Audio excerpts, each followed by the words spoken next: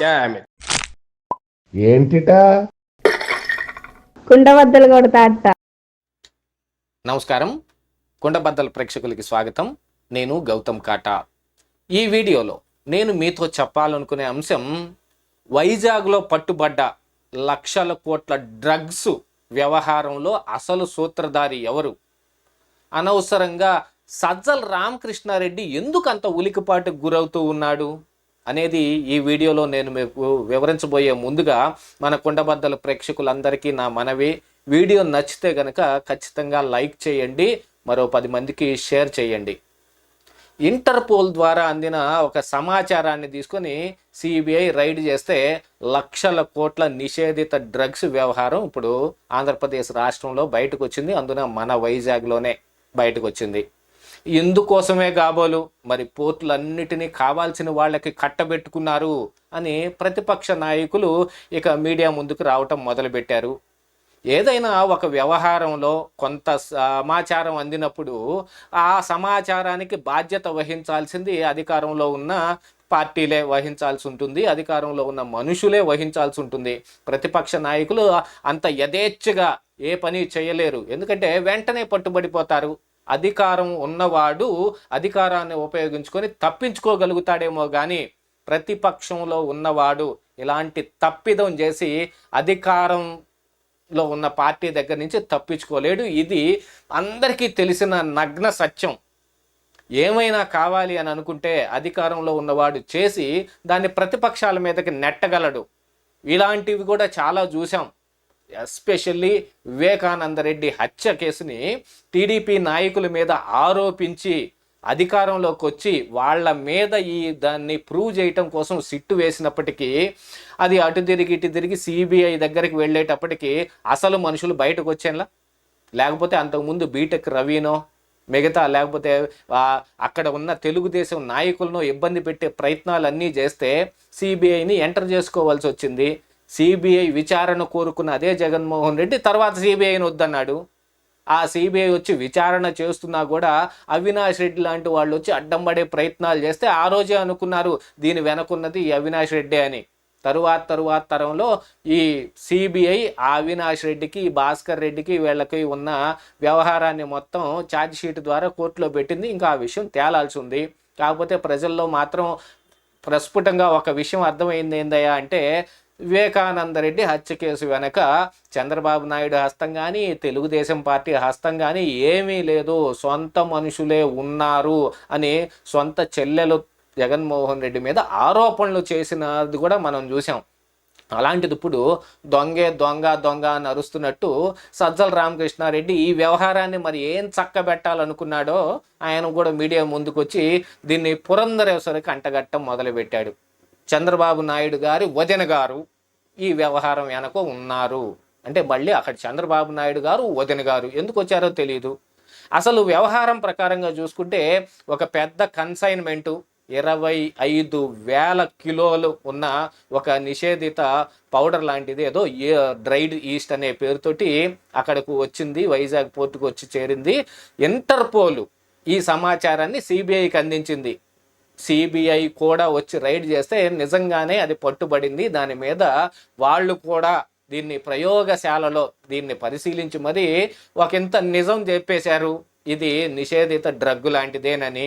మరి అలాంటిది ఎందుకు వచ్చింది, డ్రైడ్ ఈస్ట్ని ఎందుకు వాడతారు అని అంటే అది సంధ్య ఆక్వా ఎక్స్పోర్ట్స్ పేరుతోటి వచ్చింది.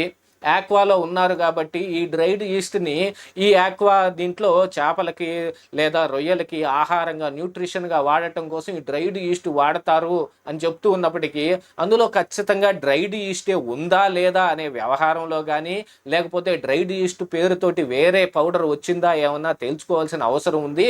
మొత్తంగా ఉన్న 25,000 కిలోల పౌడర్ మొత్తము ఆ డ్రగ్సే అని చెప్పడానికి లేకపోయినప్పటికీ కూడా ఆల్మోస్ట్ ఆల్ డ్రైడ్ ఈస్ట్ని కొంత మ్యాచురేటెడ్ స్పిరిట్స్ చేయటం కోసం, రైస్ బీర్స్ తయారు చేయటం కోసం లేదా పులియబెట్టడానికి వాడేదే డ్రైడ్ ఈస్ట్.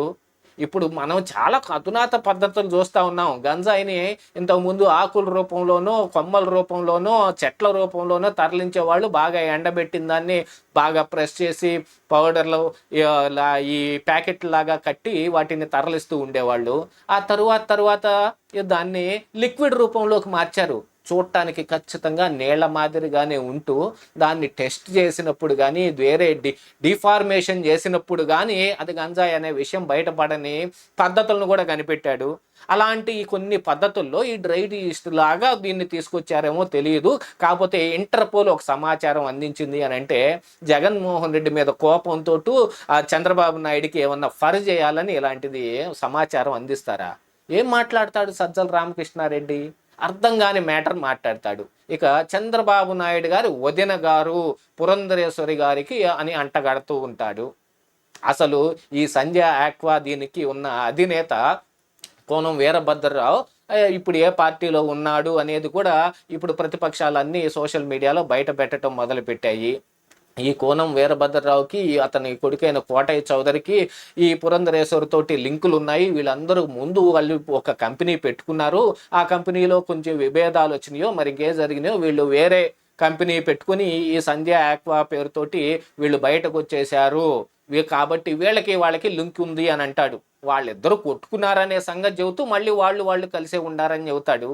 కానీ ఇక్కడ అధికారంలో ఉన్న జగన్మోహన్ రెడ్డి ఏదైనా ఒక పని చేశాడు అని అంటే మొత్తాన్ని ఆక్రమించేటట్టుగా చేస్తారు. ఇది మనం చేమకుర్తి గ్రానైట్ వ్యవహారంలో చూసాం. ఆ మైనింగ్ మొత్తం వైసీపీ చేతుల్లోకి ఎందుకు వెళ్ళిపోయింది? అక్కడ వాళ్ళ చేతుల్లోకి వెళ్లకుండా మిగిలిపోయిన అద్దంకి ఎమ్మెల్యే గొట్టుపాటి రవికుమారు బిజినెస్ ఆపేసుకొని కూర్చోవలసి వచ్చింది. అలా కాకుండా బిజినెస్ని చేస్తూ ఇంత పెద్ద మొత్తంలో డ్రగ్స్ సైతం దింపగలిగే వాళ్ళు ఎవరుంటారు? అధికార పక్షంతో మిలాఖత్ అయిపోయిన వాళ్ళు ఉంటారు. ఎప్పుడన్నా ఇంతకు ముందు మరి పూర్వం అధికారంలో ఉన్న టీడీపీ పార్టీతో వీళ్ళకి సంబంధాలు ఉన్నా కూడా ఇప్పుడు తెగతెంపులు చేసుకొని మరి వైసీపీలోకి వచ్చారు. ఇది కూడా వచ్చింది బ్రెజిల్ నుంచి అని చెప్తూ ఉంటే, బ్రెజిల్ అధ్యక్షుడికి మన విజయసాయి రెడ్డి గారు A2 గారు ఆయనకి శుభాకాంక్షలు ఈ జన్మదిన శుభాకాంక్షలు తెలుపుతూ ట్విట్టర్లో పెడతారు. ఆ తర్వాత ఈ కోనం ఈ వీరభద్రరావు ఎవరైతే ఉన్నారో ఆయన భార్య కలిసి వైఎస్ఆర్సీపీ పార్టీ నాయకులతో దిగిన ఫోటోలన్నీ, బ్యానర్లన్నీ ఏమి కావాలంటే అవన్నీ బయటకు వస్తూ ఉన్నా కూడా ఇప్పుడు బొంకే ప్రయత్నం చేస్తున్నాడు సజ్జల రామకృష్ణారెడ్డి. అంటే ఏమిటి దాని అర్థం? జగన్మోహన్ రెడ్డి కోసం ఈయన వచ్చి మాట్లాడుతూ ఉన్నా ఈయనకు సొంతగా ఏమన్నా సంబంధం ఉందా అనే అవకాశాలు కూడా లేకపోలేదుగా. ఎందుకంటే ఈయన ఆరోపించింది కూడా అలాగనే ఉంది కదా.